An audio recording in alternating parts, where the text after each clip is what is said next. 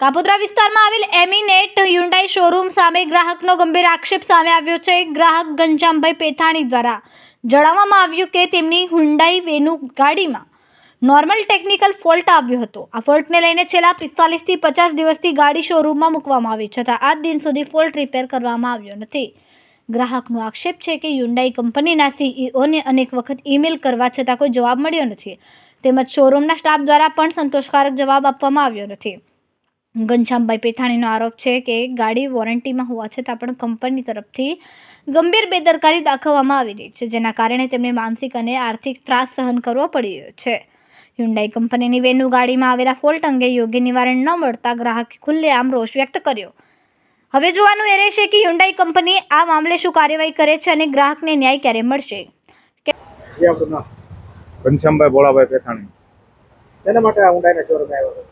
મારી અત્યારે એક ઊંડાઈની ગાડી છે વેન્યુ, એ મારા સાઢુભાઈ નામ પર છે, જે એનો નંબર છે ગાડી નંબર GJ05RZ 5203।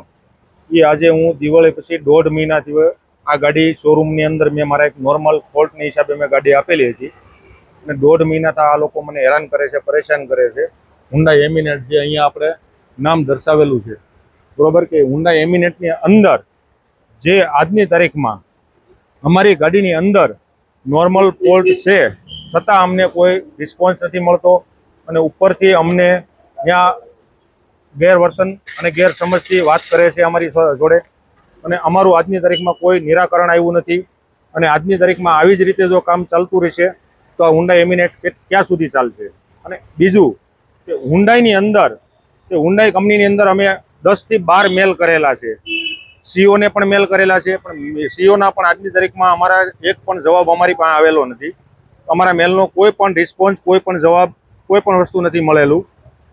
હાલ અત્યારે અમે શોરૂમ પર આવેલા છીએ તો શોરૂમ પર પણ અમારી યારે ગેરવર્તન ને દાદાગીરી કરે છે કે ભાઈ તમારી ગાડી આવી રીતે હતી, આમ છે તેમ છે।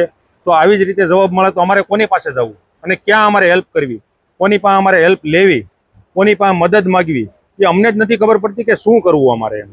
તો અમે આજે 12 થી 15 લાખ રૂપિયાની જે ગાડી લીધી હોય તો એનું અમને કોઈ રિસ્પોન્સ કે કોઈ જવાબ ન મળે તો અમારી પાસે કોની પાસે જવું અને ક્યાં હેલ્પ માગવી એ અમને એક જવાબ મળવો જોઈએ બસ।